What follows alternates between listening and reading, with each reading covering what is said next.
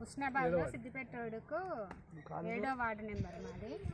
ఇక్కడ back side Siddipet రోడ్డుకు వెనకగల సంధిలో బ్యాక్ సైడ్ ఇదంతా పచ్చగా ఇదంతా తుంగది అదంతా వచ్చి డస్ట్ బాగా ఇది అంతా ఎలర్జీ అవుతుంది మాకు.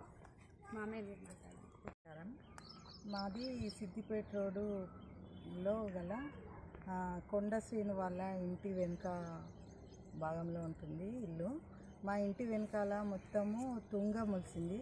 తుంగతో దానికి పువ్వులు వచ్చి ఆ పువ్వులు ఎండిపోయిన తర్వాత గాలికి మొత్తం ఇళ్ళకు తుంగ మొత్తం పువ్వు మొత్తం లేచి ఇంట్లో వంటల మీద తినే పదార్థాల మీద మా బాడీ మీద పడ్డప్పుడు మాకు ఇట్లా దురద మంట దద్దుర్లలాగా వస్తున్నాయి. చిన్నపిల్లలకు చాలా ఇబ్బంది అవుతుంది. మన కళ్ళల్లో పడితే కళ్ళ కలతలాగా దురద మంటలు ఇట్లా బూజులాగా రావడం జరుగుతుంది.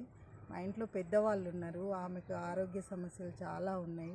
దయచేసి ఏంటంటే అందరినీ దృష్టిలో పెట్టుకొని ఈ ప్రాబ్లంను క్లియర్ చేయాలని వేడుకుంటున్నాను.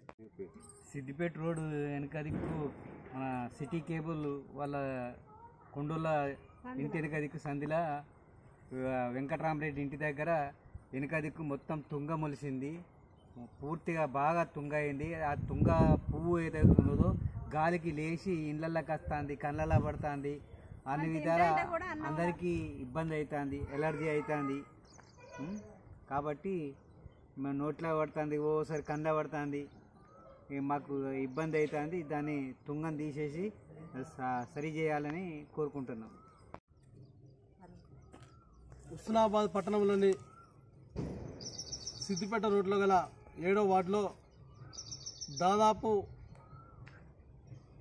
10 ఎకరాలలో అది సాగు చేయకుండా ఉండడం వల్ల తుంగ మొగిల్చి ఆ డస్ట్ ఏర్పడడం వల్ల అర కిలోమీటర్ పైన మొత్తం ఇదంతా అదంతా కుట్టుకపోతుంది. ఆ దూదిలాగా లేచి ఇళ్ళల్లోకి పోయి ఒంటి మీద పడితే అంత దురదలాగా వస్తుందని ఇక్కడున్న స్థానిక కాలనీవాసులు ఆరోపించడం జరుగుతుంది. అదేవిధంగా బోళ్ళ మీద కానీ ఇంట్లో సామాన్ల మీద కానీ ఎక్కడ చూడు అక్కడే మొత్తం తుంగలు లేచి మొత్తము కిలోమీటర్ ఇట్లా అర కిలోమీటర్ పైన అక్కడ దాకా విస్తరించే పరిస్థితి. అలా మొన్ననే మున్సిపల్ కమిషనర్ గారికి కూడా చెప్పడం జరిగింది.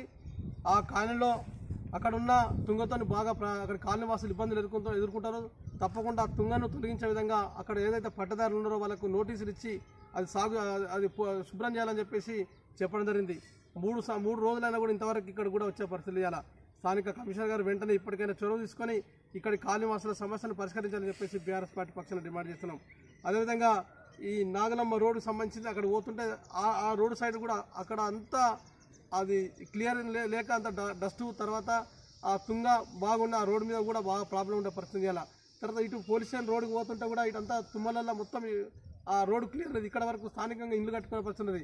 కాలనీ వాసులకు పర్మిషన్ ఇస్తే తప్ప ఇక్కడ ఎందుకు సౌకర్యాలను కల్పించడం అని చెప్పేసి ప్రశ్నిస్తున్నాం. అదేవిధంగా కేవలం ఈ ప్రభుత్వానికి ఆదాయమే అవసరమా అని అడుగుతున్నాం. స్థానిక ప్రజలకు అవసరం లేదని అడుగుతున్నాం.